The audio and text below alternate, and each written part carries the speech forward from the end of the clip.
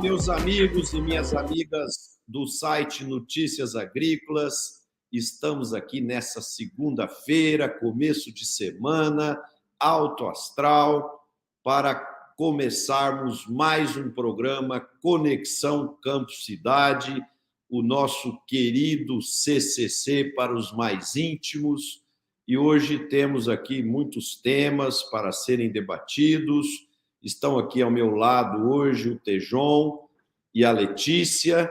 E vamos começar já, Tejon, com um assunto relativamente polêmico, né, Tejon? Hoje, no seu comentário lá na Rádio Eldorado, você estava abordando a capacidade ímpar, né, que o GPT tem de fazer análises, fazer recomendações e de que maneira isso pode impactar nas nossas vidas.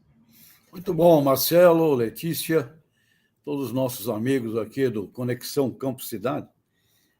Realmente me bateu uma curiosidade de o que o ChatGPT vai dizer, ou escrever, né? Quando eu perguntar, afinal, o que é agronegócio?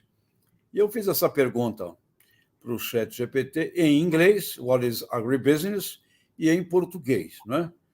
E as respostas, tanto em inglês quanto em português, praticamente as mesmas, né? E me chamou a atenção, pessoal, pela extraordinária resposta. É como se nós estivéssemos saindo de um bate-papo com o professor Ray Goldberg, o criador do agronegócio lá na Universidade de Harvard, ainda lá, vivo, trabalhando, 95 anos de idade. É como se tivesse saído de uma conversa com ele. Eu fiquei impressionado, porque a definição que o ChatGPT escreveu é perfeita. É a legítima e verdadeira definição do que é agronegócio. Fala de um termo utilizado para descrever toda a cadeia produtiva do setor agrícola, menciona desde os insumos, como sementes, fertilizantes, máquinas, até propriedades, as operações nas propriedades, e envolve transporte, marketing, venda de produtos finais, industrialização. E continua dando um show na informação que eu copiei, registrei aqui, dizendo que envolve também a atividade com os animais, com a pesca, silvicultura, indústrias relacionadas, e que agronegócio abraça tanto operações de pequena escala, como propriedades familiares, quanto empresas multinacionais. E o ChatGPT insiste, agronegócio vai além da atividade primária, inclui pesquisa, serviços, seguro rural, e o agronegócio, conclui o ChatGPT, é influenciado por políticas governamentais, avanços tecnológicos, dinâmicas de mercado, preocupações ambientais e preferências do consumidor. E Marcelo, Letícia, internauta, para uma outra pergunta, o que você precisa aprender para ser um gestor do agronegócio? O ChatGPT responde: requer conhecimento profundo de práticas agrícolas, tendências de mercado, gestão de cadeia, de suprimentos e avaliação de riscos para navegar pelas complexidades do setor e maximizar lucratividade. Ou seja, quer saber o que é agronegócio? Pergunta para o ChatGPT e para de falar besteira. Porque, meu amigo Marcelo, estimada Letícia, amigos nossos aqui do Conexão Campo e Cidade, o que eu escuto, ou de bobagens, de fake news, quando fala de agronegócio, ou então de minimização. Pessoas não conseguem olhar a visão sistêmica, que é isso que foi criado quando falamos de agribusiness, né? Uma visão sistêmica. Não é só a agropecuária, não é só a pesquisa, não é só a indústria, não é só o comércio. Ou seja, é um sistema que, se você não olhar de uma maneira conjunta, você não pode dizer que você está compreendendo o que é agronegócio. E outra coisa muito interessante, que o ChatGPT também responde, é que envolve, sim, as pequenas propriedades agrícolas, assim como multinacionais. Quer dizer, não faz nenhuma rejeição ou separação de uma clássica visão que a gente encontra muito aqui pelo Brasil, de que a agricultura familiar não é agronegócio, por exemplo, né? Que agronegócio é somente grandes propriedades rurais. E aí as outras coisas, o agronegócio é veneno, o agronegócio desmata. Ou seja, eu recomendaria, antes de falar qualquer um sobre o que é agronegócio, pergunta lá no chat GPT que você vai parar de ser influenciado, eu diria, por influencers que muitas vezes estão influenciando totalmente errado. Então, eu fiquei muito contente, Marcelo, Letícia, porque em momento algum, apesar de estar nas redes sociais, desinformação, má informação, fake news, visões erradas, parece que o chat GPT tem uma inteligência lá para pegar aquilo que tem fundamentos científicos, fundamentos acadêmicos comprovados, porque, olha, na definição do chat GPT não apareceu uma menção a alguma coisa que pudesse estar trazendo ali uma desinformação com relação ao que significa o sistema. Portanto, foi muito curioso. E aí vai, né? A inteligência artificial, meu caro Marcelo, Letícia. Se você não se aprofundar, se você não estudar, você vai ficar comandado pela inteligência artificial. Agora, o chat GPT abre essa colocação, coloca o que é certo. Agora, a partir daí, né, é você. É você que vai saber como agir, como fazer. O chat GPT não vai fazer você ganhar dinheiro só porque ele te dá ali uma definição. No caso aqui, eu não fiz outras buscas, não, eu fiz essa com uma grande curiosidade, mas definição perfeita do que é agronegócio está no chat GPT, Marcelo. João, gostei demais dessa sua pesquisa aí que você nos enviou, né? Primeiro, porque você colocou muito bem aí na sua fala agora, a palavra agronegócio, ela tem as pessoas têm um certo receio a essa palavra fora do agro, né? Então, eu que estou lidando muito com o setor educacional, eles não usam a palavra agronegócio, então quando você vai buscar nos materiais didáticos, você não encontra essa palavra. E foi uma curiosidade que eu tive lá atrás. Por que vocês não englobam isso como agronegócio e acaba evitando muitos erros? Que tem hora que traz agropecuária, agricultura, pecuária, e deixam de fora, né, os outros processos que o agronegócio engloba. Então, a gente tem trazido isso nas palestras para o setor educacional, nas conversas com crianças, com professores, a gente começa nossas fichas técnicas sempre por essa definição de agronegócio. E agora a gente tem uma fonte aí, que é o chat GDP para consulta, né? Para não falar que nós que trazemos essa definição, mas é uma definição existente e ampla. Agora, o que eu achei mais interessante, vou te pedir licença aqui para ler o que você escreveu, né? Pois o que fazer com o agronegócio, como fazer, para quê, para quem fazer, e distinguir entre o que eu posso fazer e o que eu não devo fazer, isso somente a inteligência ética humana pode resolver. Então, eu fiquei... maravilhoso isso, porque nós não podemos nos conformar, né, com somente informações dadas, rápidas e rasas. A gente tem que utilizar elas para aprofundar, mas utilizando sempre o capital humano para essa grande modificação, né? Nós pegamos isso aí pronto e a partir disso a gente faz o quê? E nos aprofundar realmente nos assuntos, porque de onde agronegócio saiu uma ótima definição, clara, mas de onde a inteligência artificial tem compilado esses dados, ainda é uma questão, né? De onde está vindo esses resumos de dados que serão passados e tornados como futuras verdades. Então, você trouxe o ser humano aí como centro da coisa, foi quem inventou, foi quem criou, e a gente utilizando ele a nosso favor é de grande potencial. A gente vive num mundo, pessoal, muito polarizado, né? Então, por exemplo, a inteligência artificial hoje, ela é foco de polêmicas tremendas aí nas mídias sociais, gente a favor, gente contra. Eu, pessoalmente, sou muito a favor, não sei se porque eu sou uma pessoa do bem e quando você olha as coisas com os olhos do bem, ela pode trazer muitos benefícios para nossas vidas, facilitar o processo educacional, né? Como o próprio Tejon deu o exemplo aqui agora, ele foi lá e perguntou o que é agronegócio, e as definições, os posicionamentos vieram muito corretos, né? Então, eu pessoalmente tenho usado muito e sou encantado com essa tecnologia. Agora, sei também que muita gente usa para o mal, né? Por exemplo, nos Estados Unidos, eu sei que estão usando inteligência artificial para aprender a falar com a voz de uma determinada pessoa e depois usam aquela voz para fazer coisas erradas, né? Como se fosse a pessoa falando.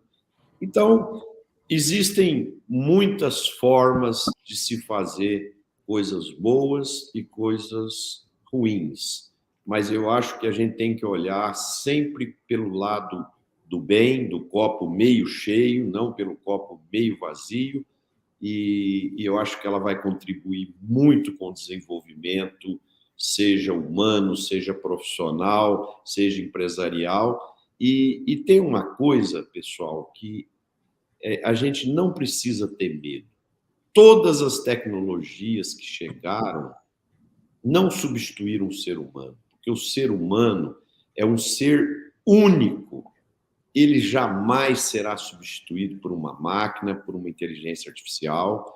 E quando essa nova tecnologia ocupa alguns espaços que eram do ser humano, ela gera oportunidade de outros espaços ainda maiores e mais nobres para o ser humano ocupar.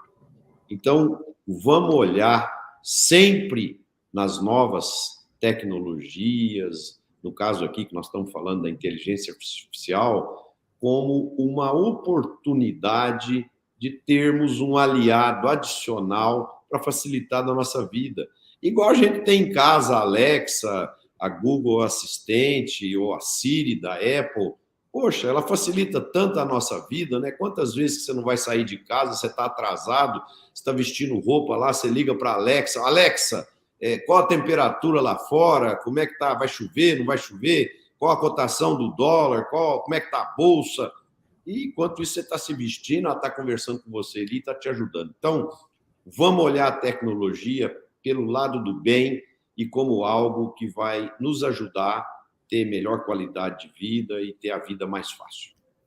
Marcelo, o que me chamou muito a atenção nessa definição que eu li no ChatGPT é que parece que existe nessa inteligência artificial algum nível de curadoria.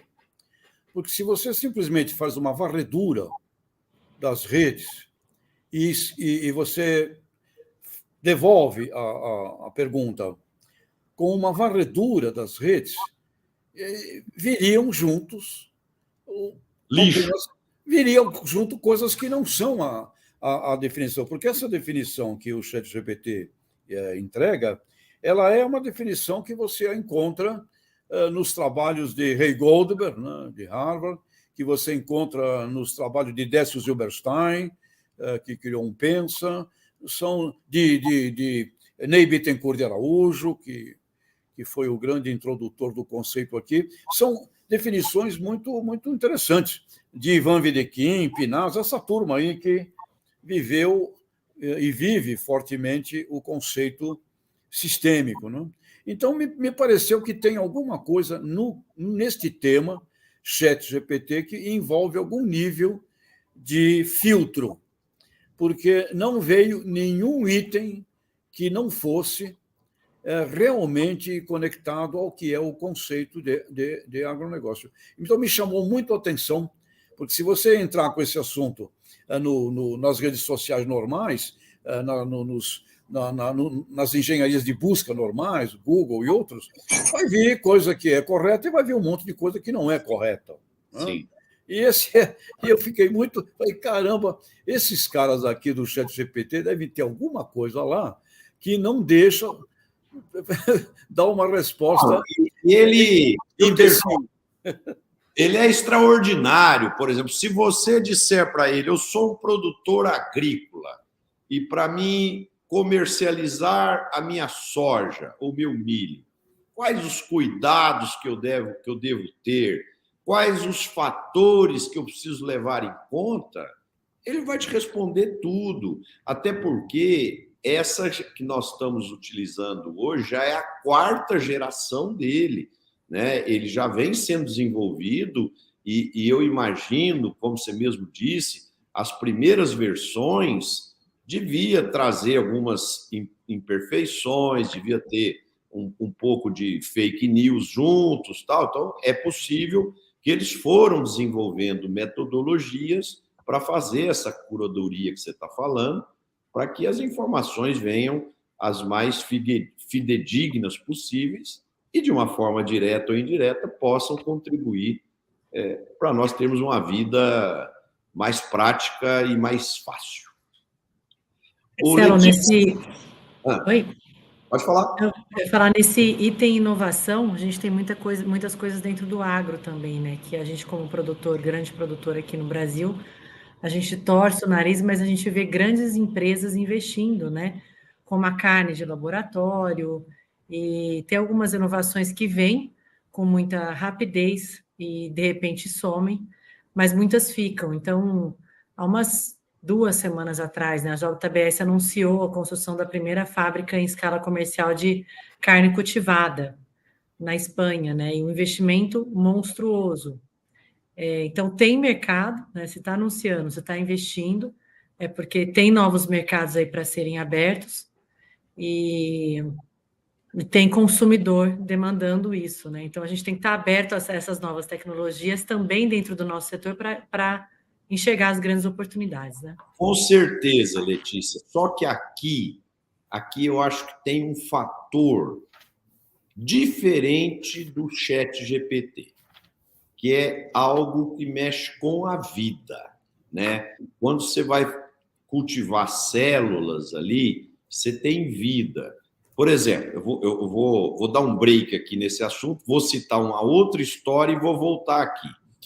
Por exemplo, a semana passada, a mídia norte-americana divulgou lá 3, 4 grandes empresas, algumas com valor superior a $1 bilhão, que estão entrando em dificuldade econômica muito crítica, algumas estão próximas da falência, que são as fazendas verticais de produção agrícola, de produção de alface, de tomate, de brócolis, de pimentão e assim por diante.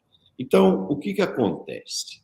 Como a gente tem um momento no mundo de grandes inovações, grandes revoluções, toda tecnologia nova que chega, que é disruptiva, vira onda, aí fundos de investimento vêm, colocam bilhões de dólares naquele negócio, naquele segmento, e depois vai passando o tempo, vão aparecendo as dificuldades, vão aparecendo problemas, e aí a gente está vendo o que está acontecendo com algumas fazendas verticais, né, que estão se mostrando inviáveis, com inadimplência, com desvalorização do capital investido muito grande. Eu, pessoalmente, acredito muito nas fazendas verticais, principalmente próximas de grandes centros urbanos, mas isso é uma tecnologia que precisa ser desenvolvida, depurada, não é uma coisa assim que não é igual trocar uma lâmpada queimada. Isso é algo vivo, gente, é algo vivo. Então, vão aparecer fungos, vão aparecer pragas, vão aparecer, por mais controle ambiental que se possa ter numa fazenda vertical, tem coisas que saem do controle, né? Então, não é assim, uma coisa é o software, uma coisa é a inteligência artificial, outra coisa é a fazenda vertical, outra coisa é a produção de proteína animal em laboratório. Porque aí sim, esses dois últimos mexem com vida, com ciência que envolve fisiologia, vida, e aí a coisa fica bem mais complexa. E me alerta que, geralmente, Marcelo, é também a falta de entendimento no que vai para produzir, né, uma carne dessa, porque muitas vezes a demanda surge do consumidor acreditando que seria menos poluente ou não teria qualquer tipo de animal envolvido, né? E muitas vezes essa célula animal ela é trazida de um bezerro muito novo, por exemplo. Então, assim, entender como é que é esse processo e realmente o que está contabilizado para não tomar essa opção, né? Como primordial, sem entender no escuro, eu acho que é essencial, né? E, ao mesmo tempo, entender como é que é a pecuária, no geral, brasileira, né, a mais sustentável do mundo, e toda a relação do ciclo completo de capim, integração lavoura, pecuária, floresta. Então, acho que a gente está precisando aí, Tejão, perguntar para o chat de GPT um pouquinho sobre isso, e as pessoas também aprenderem um pouquinho mais sobre a nossa pecuária, o nosso setor. Por exemplo, Etejão, já te passa a bola aí. No Oriente Médio, né, que lá tem condições desfavoráveis de falta de água, de clima, de solo, você tem uma fazenda vertical, a chance de êxito e por ter um mercado lá próximo, por não ter outra alternativa de produção, é maior, né? Enquanto nos Estados Unidos, que é um grande país produtor de alimentos, como no Brasil também, quer dizer, é mais complexo, então, um pouco mais difícil você viabilizar, né? Tejão. Pois é, a gente tem que parar com a síndrome da vitimização. Nos atacam, nos atacam, nos atacam. Agora, o que nós fazemos para conversar e dialogar com o mundo? Nada. Nós não temos uma estratégia de comunicação, é um tema velho, recorrente aqui nosso, e meu, em vários fóruns em que a gente participa. Nós não temos uma estratégia de comunicação. Então, qualquer detrator que fala uma besteira repercute, porque a gente não tem uma estratégia de mostrar para o mundo isso que a Letícia acabou de falar. Se nós tivermos uma estratégia de comunicação com o planeta Terra e enchermos o nosso discurso com fatos reais, como o Letícia acabou de colocar, exemplos maravilhosos, né? Eu visitei lá uma propriedade lá em Nova Canaã do Norte, extraordinária, primeira integração lavoura, pecuária, floresta do bioma amazônico, um trabalho maravilhoso, com lucro. Agora mesmo, conversei com a turma de Roraima, lá em Roraima, Equador, né? Nosso vínculo com o Equador, programas fantásticos lá, de indicação geográfica, de um trabalho que vai nos transformar no maior produtor de cacau do planeta Terra, ao mesmo tempo em que vamos gerar diesel verde para a aviação. Então, os exemplos que temos. Agora, se comunicar não é ficar esperando que alguém fale de nós. Comunicar significa ter um recurso financeiro, uma estratégia e um investimento em mídias. Então, enquanto não fizermos isso, não adianta ficar aqui esperando que isso ocorra. Existe a não educação, a não formação, e existem alguns concorrentes que utilizam uma estratégia agressiva, né, e que eles adoram quando a gente repete o que eles falaram. Aí eles amam, porque você está reverberando mais ainda o que eles adoram de dizer. Então, nós temos que ter um país com essa dimensão e importância que todos os especialistas internacionais reconhecem. O Brasil é o único país que tem chances em escala de atender o planeta em alimento, em energia e em meio ambiente. escala. Nós temos condição de fazer isso em escala. Então, é um país que talvez devesse, inclusive, assumir um compromisso e uma responsabilidade, não apenas com o Brasil, mas um compromisso com o cinturão tropical do planeta Terra, que é onde você olha no mapa o cinturão tropical do planeta Terra, é onde você tem pobreza, miséria, fome, necessidade gigantesca de desenvolvimento também de uma agricultura lá local para tirar muita gente da pobreza, etc.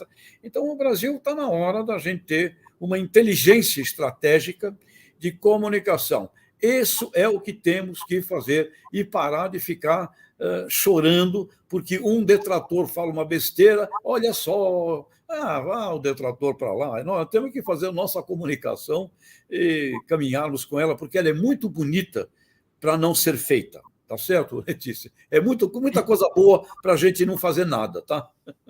Verdade, Tejão. Dentro dessa linha, eu queria deixar um convite aqui também para o nosso ouvinte, para vários assuntos do agronegócio, com uma linguagem mais acessível, né, para que possa se defender ou ter argumentos, né, numa discussão em relação ao agronegócio. A gente teve o lançamento, que a gente já falou aqui, da Agroteca. Então, no site de oronomaterialescolar.com.br, a gente tem a Agroteca, e lá a gente encontra diversos assuntos para mandar tanto para professores e alunos, quanto também para aqueles colegas e amigos que desconhecem do agronegócio e podem conhecer um pouquinho desse trabalho, do que o Brasil faz, do nosso potencial. Então, fica a dica aí a todos os ouvintes, é no site do oronomaterialescolar.com.br. Ô Tejon, esse assunto aí da comunicação, eu vou botar uma pimentinha nele aqui, mas antes disso, eu quero dar um aviso aqui, 2 avisos. O primeiro é que o site Notícias Agrícolas está fazendo um concurso e as inscrições vão até o dia 30 agora de junho, e os 3 primeiros colocados vão ser premiados e reconhecidos aqui no site por conter as 3 melhores histórias. E qual que é o concurso?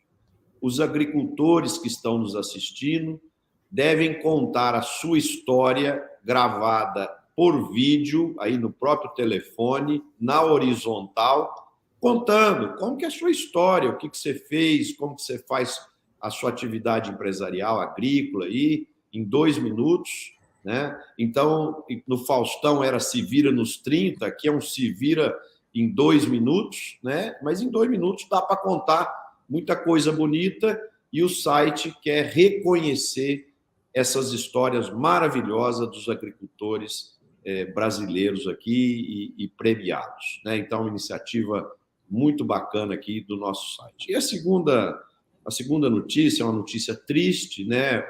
O nosso querido Alisson Paulinelli está passando um momento difícil, hospitalizado, numa situação muito grave, e eu queria pedir para todos os amigos aí do agronegócio, que admiram ele, porque ele é uma das pessoas mais brilhantes que nós já tivemos em todo o agronegócio brasileiro, quem sabe mundial, e que todos nós possamos incluí-lo nas nossas orações para que ele possa superar esse momento difícil que ele está passando. Inclusive, na mídia chegaram a sair notícias que ele havia falecido, mas isso não é verdade, ele está hospitalizado em uma situação bastante grave, né?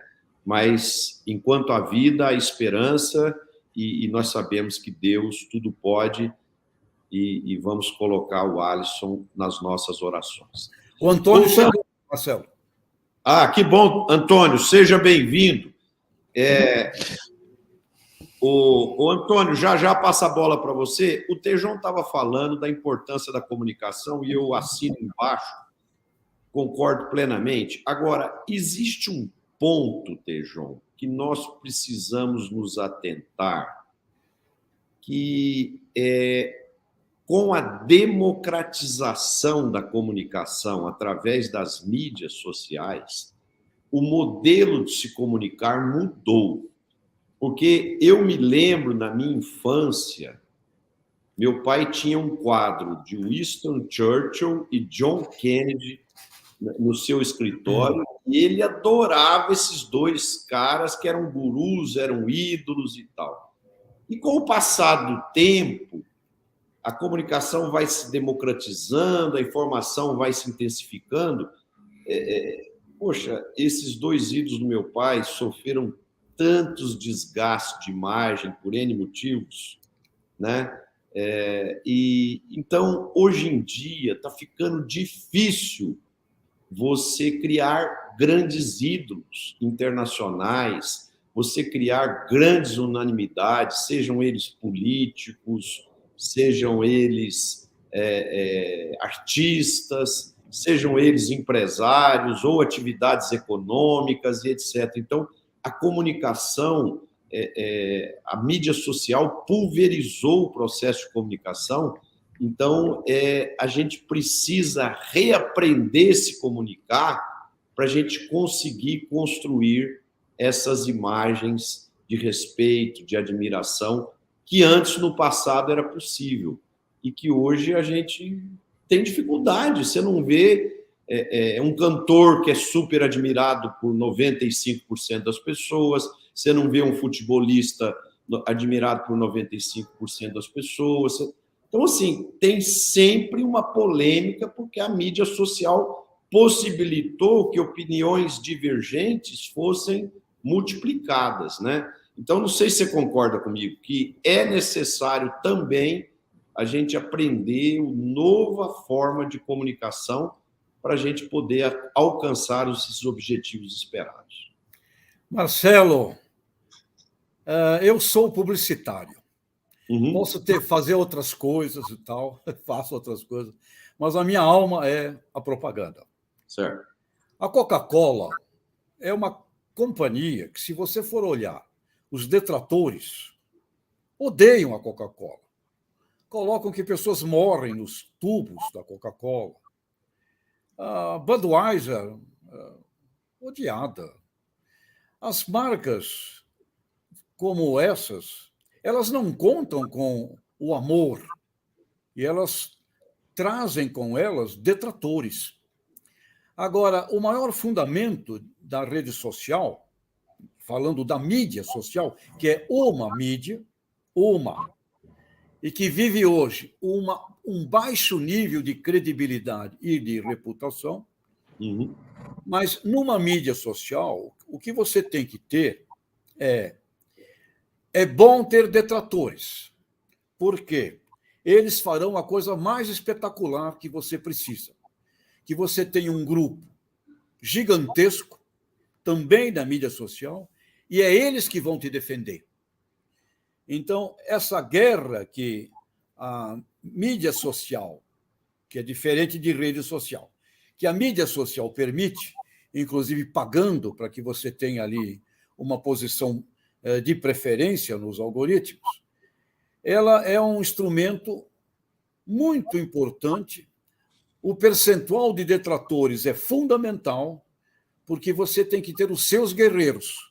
Quem tem que te defender na mídia social, na rede social, são os teus apaixonados por você. Agora, propaganda, publicidade, ela é eterna sob um ponto de vista.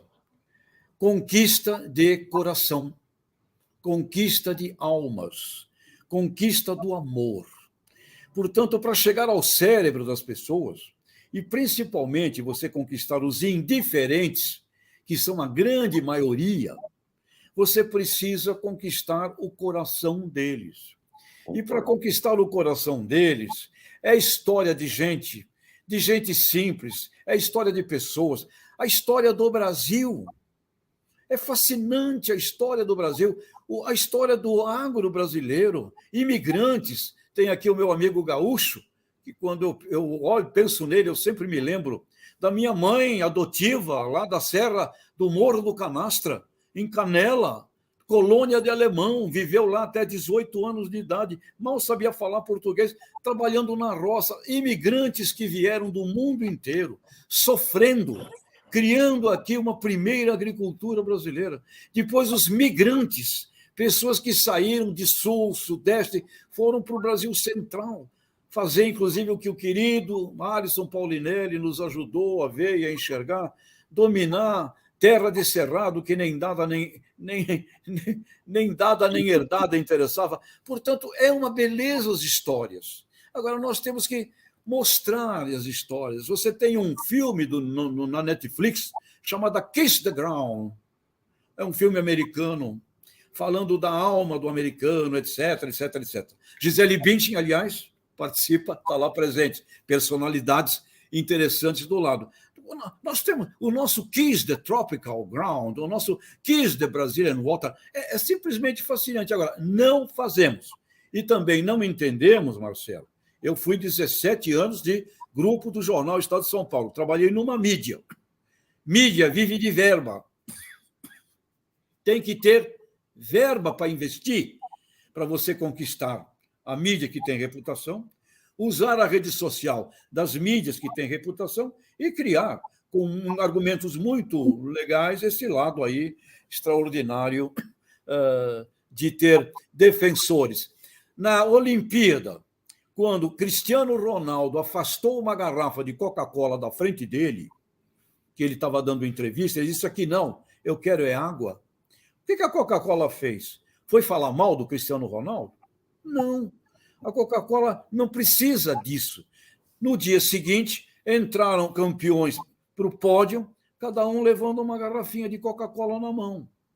E a Coca-Cola fez um comunicado muito simpático e querido. As pessoas podem escolher as coisas que elas desejam, etc. Legal. A Coca-Cola tem uma linha completa de chás, de águas, etc. E tal.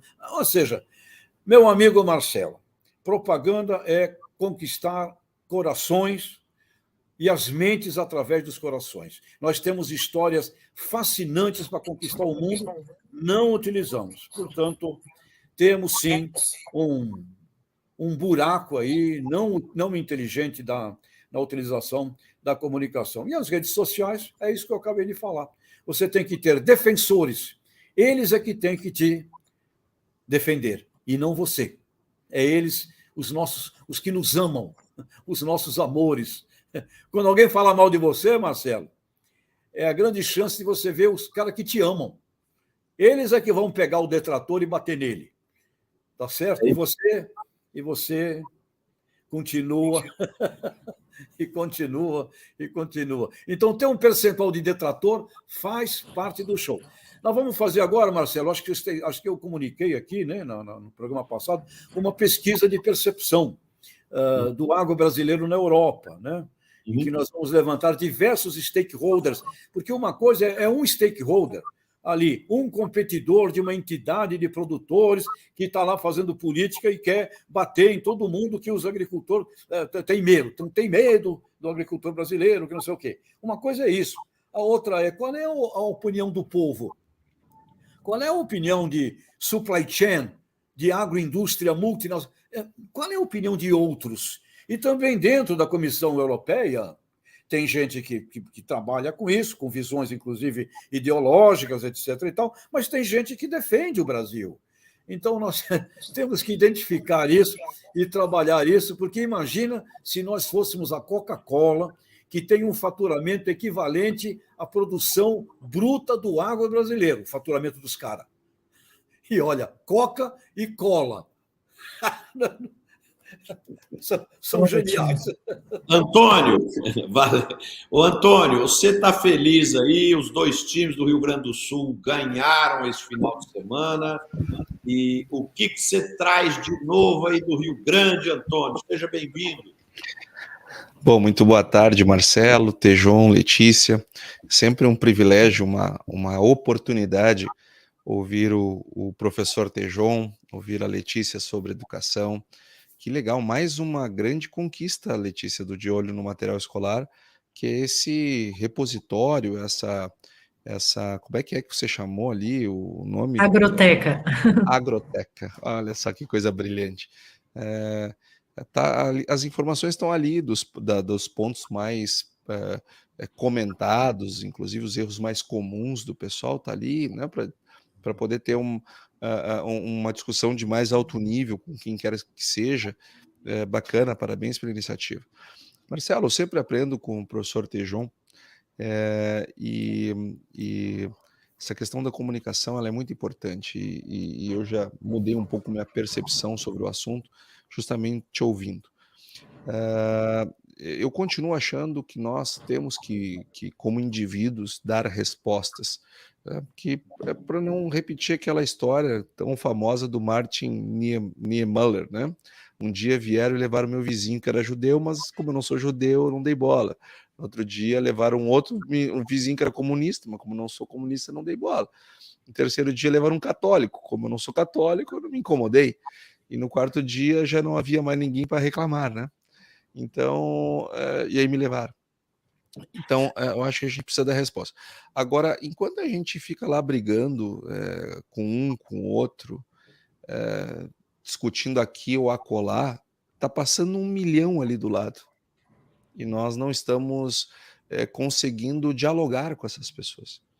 E às vezes eu vejo as próprias entidades, até por fazer parte de uma, se existe um desejo genuíno de tentar intervir, de tentar participar, de colocar dinheiro. Só que quando a gente vê o tamanho do cheque, é muito maior do que a capacidade de uma entidade ou outra consegue.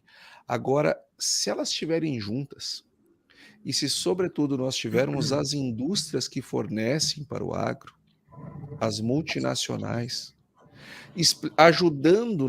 nos ajudando a explicar para o nosso consumidor interno e, sobretudo, para o externo, o que eles estão ajudando a fazer, porque a gente não faz agricultura sem eles, eu entendo que nós poderíamos ter uma percepção completamente diferente, seja das pessoas internamente, como daquelas lá fora. E criar o agro, ele simboliza a paz, ele simboliza o amor, ele simboliza o alimento, a união entre a família. Tem tanta coisa boa para mostrar, mas a gente não consegue chegar no coração de milhões de pessoas sem orçamento. É sonho, é delírio, é boa vontade apenas, é apenas voluntariedade sem orçamento.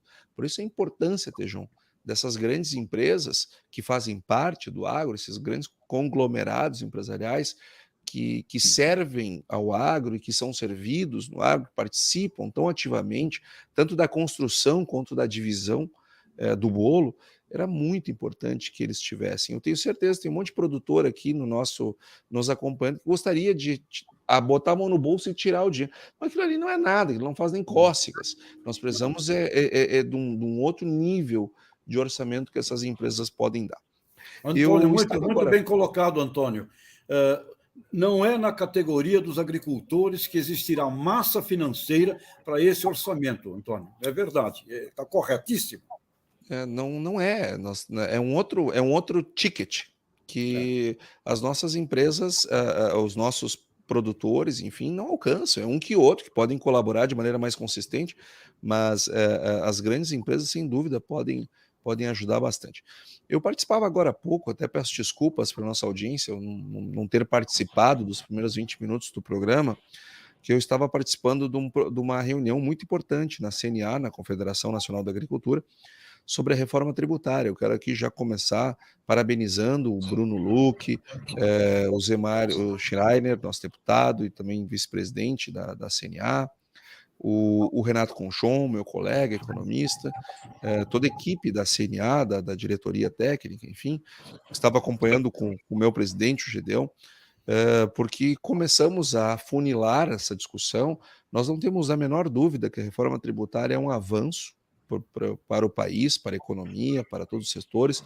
Agora ela tem que ser um avanço em todas as áreas, e para ser um avanço, nós temos que concluir algumas discussões que são importantes, sem as quais nós podemos fazer algo pior do que o que já temos. Então, tem que cuidar lá do imposto seletivo, tem que cuidar lá das questões da devolução dos créditos para que não haja acumulatividade.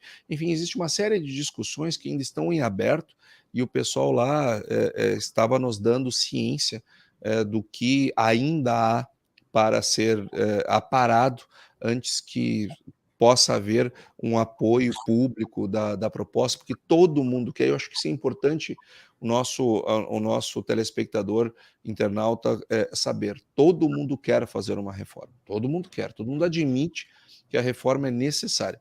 Mas nós precisamos fazer alguns ajustes e eu acredito que está havendo muito empenho da CNA, das outras entidades e também entendo que o próprio relator, o Agnaldo Ribeiro, tem dado muito espaço para que essa discussão avance, essas arestas possam ser finalmente reduzidas para que esse texto possa avançar.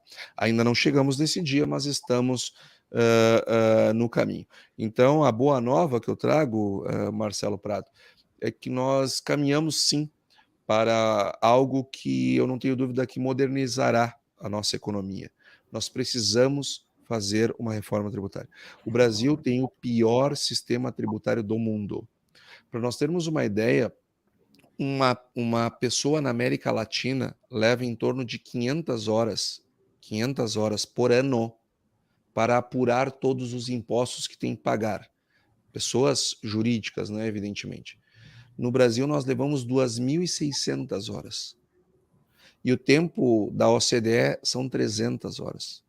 Vocês percebem que nós temos, muitas vezes, mais pessoas, e são cérebros brasileiros, cérebros maravilhosos, que poderiam estar lá ajudando na produção, na inovação dentro das empresas, não estão lá tirando fichinha para o governo, virando funcionários do governo dentro das empresas para apurar os impostos. Isso não tem o menor sentido, um negócio desse. Quando nós comparamos a produtividade do brasileiro contra outros países, às vezes parece que nós somos vagabundos, porque a nossa produtividade é baixíssima. Nós precisamos de 5 brasileiros para fazer o que faz um americano. Nós precisamos de, se não me engano, 8 brasileiros para fazer o que faz um alemão. Mas é porque nós somos vagabundos? É óbvio que não. É que a nossa produtividade é baixa porque nós nos envolvemos com outros processos, como, por exemplo, ter que gastar 2.600 horas para apurar impostos. Então, além de questões de escolaridades e outros pontos. Agora, a reforma, ela é importante, mas ela tem que vir para melhorar, tem que vir para ser um avanço.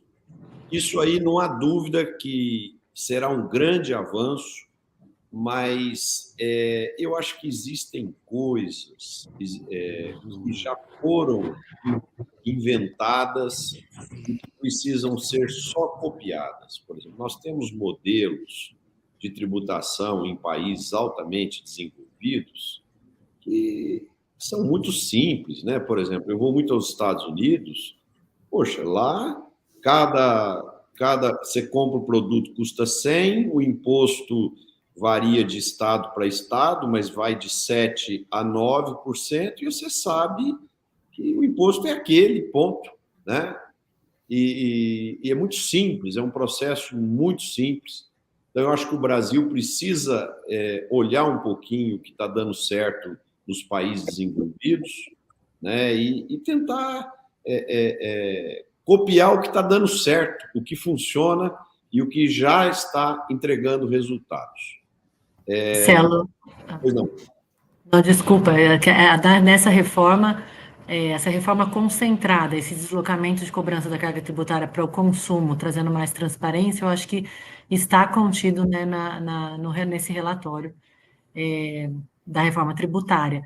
Agora, eu tenho uma dúvida aqui, Antônio, né? Quem vai pagar essa conta? Realmente o agronegócio tende a ter uma carga maior e os serviços ou não? Frente aos outros setores, parece que não, mas e frente ao próprio agronegócio, a gente vai ter uma carga mais pesada? Letícia, eu acho que todos nós vamos descobrir, porque é impossível, tá? É impossível nós sabermos exatamente o que vai acontecer, porque ninguém entende o sistema atual. Então, nós não temos noção, por incrível que pareça, nós vamos ter mais noção das coisas depois do que antes. Porque quando eu pego, por exemplo, hoje o produtor paga ICMS sobre fertilizantes, nas saídas internas. Interestaduais sempre pagou. Tá? Defensivos agrícolas, todas as saídas interestaduais têm ICMS. O produtor vai comprar um pneu, tem ICMS, PIS, COFINS, IPI. vai comprar combustível, vai comprar peças de máquinas, enfim, os insumos dele, todos, vai comprar uma máquina agrícola. A máquina não tem imposto, mas todas as peças que foram usadas para fazer a máquina têm impostos, têm impostos. Então, ou seja, nós já pagamos uma quantidade imensa de impostos, mas como nós não temos acesso a crédito, nós não conseguimos apurar direito. E como o Brasil tem um sistema que tem regressividade, eu não consigo limpar todo o crédito, e eu pago impostos sobre impostos, por exemplo, eu tenho um produto que incide PIS/COFINS, então ele era 10, virou 12. Eu vou pagar ICMS sobre 12, então eu estou pagando imposto sobre imposto. Então isso é normal no Brasil no dia de hoje. Então, na verdade, quando a gente desloca o tributo para o consumidor, nós limpamos toda a tributação ao longo da cadeia, seja da agricultura, seja da indústria, seja dos serviços. Vai só para o consumidor, que é o certo, porque quem tem que pagar imposto é quem vai usufruir do produto ou do serviço. Ocorre que qual é a grande preocupação? Será que a gente vai conseguir, porque no momento que eu desloco o imposto para o consumidor e limpo os impostos na cadeia, eu tenho que baixar o custo na cadeia, né? Eu tenho que baixar o preço na cadeia. Então, em tese, o produto chega lá neutro. Mas isso não vai acontecer. Alguns produtos vão ficar um pouco mais caros, outros vão ficar um pouco mais baratos. Na média, se a alíquota for calculada corretamente, os preços em média não vão mudar e nem tampouco nós vamos pagar mais impostos. Uma reforma tributária não é para pagar mais nem menos. Não muda a carga, muda o jeito de pagar. Para mudar a carga, eu preciso fazer reforma administrativa, que é outra muito importante que nós temos que enfrentar. Então, Letícia, tem muitas coisas que o nosso sistema é tão caótico, tão ruim, tão penoso, que nós vamos ter que passar pela reforma para conseguir enxergar com mais clareza. E essa clareza que o Marcelo trouxe aí como necessária, né? De exemplo de grandes países. Tá ótimo. Eu penso assim, tem muita coisa que está dando certo em tanto lugar. No mundo empresarial, a gente faz assim, né? Quando você quer conhecer uma atividade econômica que está funcionando bem, né? Você chama isso de benchmarking, né? Você vai lá, visita aquilo que é uma referência de eficiência e copia aquele modelo, né? E o Brasil tem muitos exemplos. Por exemplo, semana passada agora saiu o ranking de competitividade do Brasil, né? O Brasil saiu em número 60º lugar, na frente só da Venezuela, da Argentina, da África do Sul e da Mongólia, né?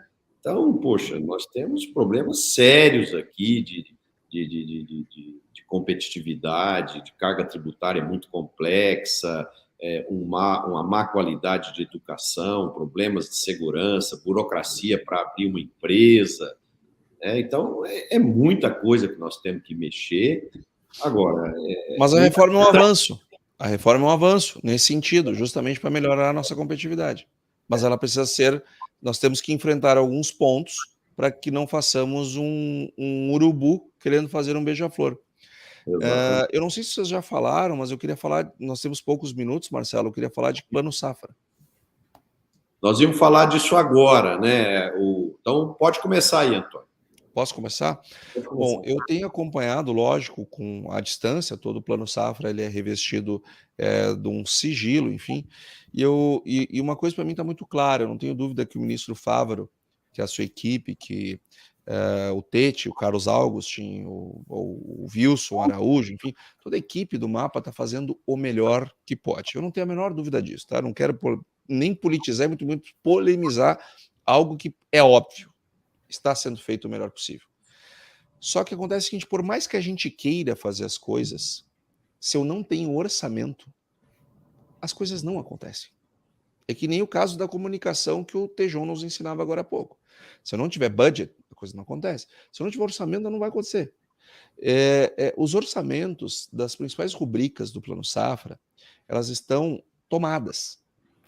E isso exigirá por parte do governo, remanejamento de rubricas para amenizar o problema, não resolve. É importante nós termos ciência disso.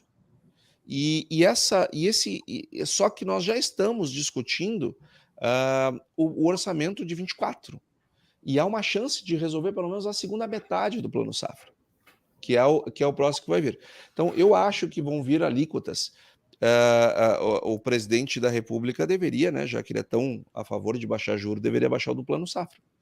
Só que nós sabemos que para baixar o juro do Plano Safra exige mais orçamento, e esse orçamento não tem. Então, nós sabemos que algumas linhas virão para incentivar as questões ambientais. Só que elas precisam ser acessíveis, porque toda a nossa agricultura ela é sustentável. Então, ou toda não, ou grande parte, a imensa maioria da nossa produção, ela é sustentável. Então, ela precisa ser acessível. Não pode vir algo que diga, olha, eu vou aqui botar um dinheiro, mas está aqui em cima da torre da igreja, e para subir tem que ser por fora, sem corda e carregando um saco de soja e outro de milho em cada mão. Aí não adianta. E por fim, eu espero que o Plano Safra ele enfrente o que hoje é o maior problema do agronegócio brasileiro, que é a infraestrutura. Nós estamos com preços lá embaixo, porque não temos infraestrutura para armazenar, escoar, embarcar e expedir as nossas produções para os nossos consumidores. É preciso aumentar essa infraestrutura e tomara que o Plano Safra olhe para isso. Antônio, o número citado pelo ministro é de um valor superior a 400 bilhões, né? Agora vamos ver a qual taxas de juros, né? O Itaú hoje, BBA, falou que vai elevar esse ano de 75 bilhões as operações dele no agronegócio para 97 bilhões. Então, eu penso que nós temos que criar mecanismos no Brasil para maior atuação das empresas privadas, das fintechs, dos grandes bancos, dos bancos cooperativos, como o Sicredi, o Sicobi, e porque o governo, infelizmente, ele não consegue abastecer o agro com todos os recursos necessários, né? A gente sabe muito bem disso, até porque o governo tem problemas em todas as áreas e o cobertor anda muito curto, né? Mas é isso que tem sido feito, né? É isso que se fez. Hoje nós temos 932 bilhões de reais emitidos em CPR. Aliás, somando todos, somando todo o crédito rural brasileiro, dá 932 bi. A maioria, cerca de 600 bi, são CPRs.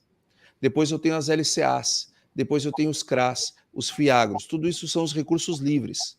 Isso dá 79% de todo o crédito. A parte controlada, que é 190 bi, ela é 21%. Ou seja, é uma parte minúscula.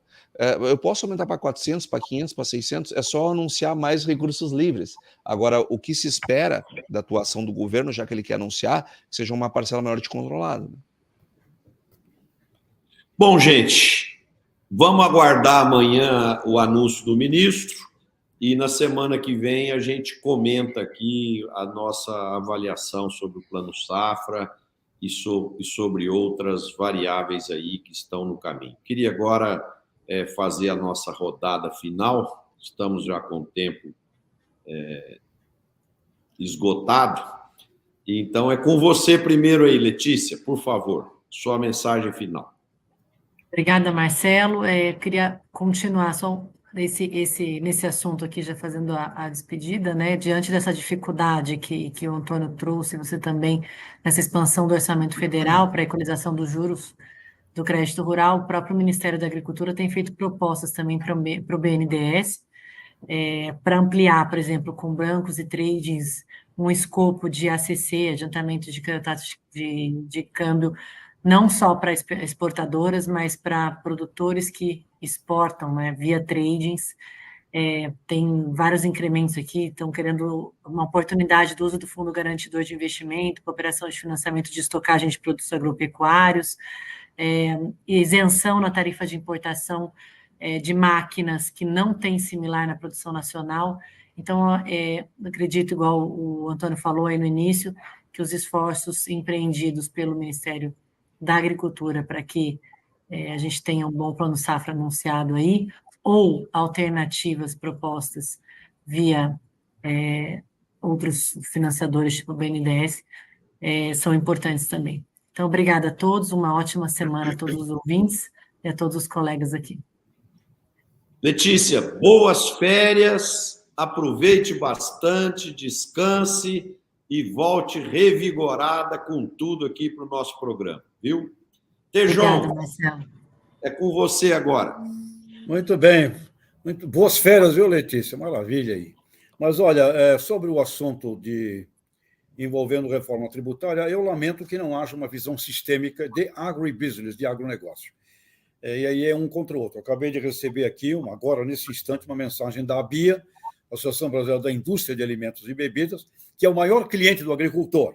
58% de tudo que é produzido no Brasil é comprado pela indústria brasileira de alimentos e bebidas. A carga tributária da comida brasileira é de 24,4%, em outros países desenvolvidos é 7%, e a BIA aqui está muito preocupada com qual vai ser a alíquota para que não haja encarecimento da alimentação. Bom, esse é um ponto. Outro ponto é dizer e comemorar amanhã 136 anos do IAC.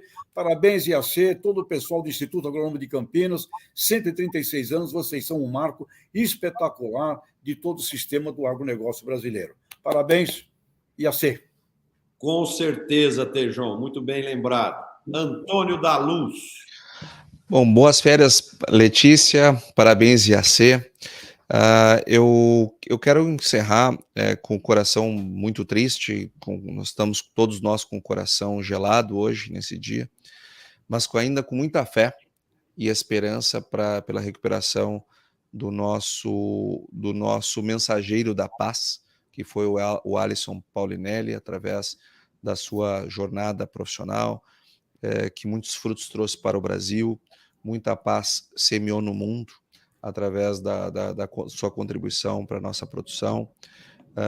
O Roberto Rodrigues está lá, próximo dele, são amigos muito próximos, tenho certeza que nos representa a todos nós lá, e nós estamos aqui com muita esperança e com muita fé de termos notícias melhores para esse grande campeão, para que esse grande homem possa continuar nos ajudando, nos iluminando e nos liderando nos seus processos. Muito bem colocado, que o Alisson esteja em todas as nossas orações para ele consiga vencer essa dura batalha lá que ele está enfrentando nesse momento. O Antônio, foi muito bem colocado isso por você, e eu queria ter tido tempo para a gente aprofundar um pouco mais nisso, mas no próximo programa a gente fala um pouquinho mais sobre o que eu vou falar. A minha mensagem final aqui é para os agricultores, para os empresários rurais que estão continuamente avaliando se é hora de vender seu grão, se não é hora, e como sempre a gente diz aqui, que são muitas variáveis que interferem no preço para ele subir ou cair, né? Mas algumas variáveis relevantes nós temos que monitorar para a gente poder encontrar os melhores momentos de tomar boas decisões. E aqui tem algumas informações. A Standard & Poor's, ela reduziu o percentual de crescimento da economia chinesa para 2023 de 5,5% para 5,2%. Isso não é uma notícia boa para a soja, que nós dependemos muito da China, que é o nosso comprador de soja. Segundo ponto, a queda do dólar frente ao real também não é uma notícia muito boa para quem quer vender soja nos próximos dias. Os prêmios também no Porto não estão avançando, também não é uma notícia boa. Por outro lado, nós temos uma notícia boa, que é triste para os agricultores norte-americanos, mas é uma notícia que pode recuperar os preços das commodities, né? A soja hora que eu olhei hoje pela manhã, tinha chegado agora para julho já a $15 o bushel, né? Então, resumindo essa história aqui, vamos monitorar essas grandes variáveis que interferem diretamente nos preços das commodities, para que a safra 2023-2024 seja muito promissora e a gente consiga capturar altos índices de rentabilidade na atividade. Porque ter informação é poder. Se a gente souber transformar informação em conhecimento e depois em ação, nós temos chance de cometer menos erros e sim obter maiores acertos. Um abraço a todos, um bom descanso. Até a próxima segunda-feira com mais um programa Conexão Campo Cidade. Boa semana e saúde, gente.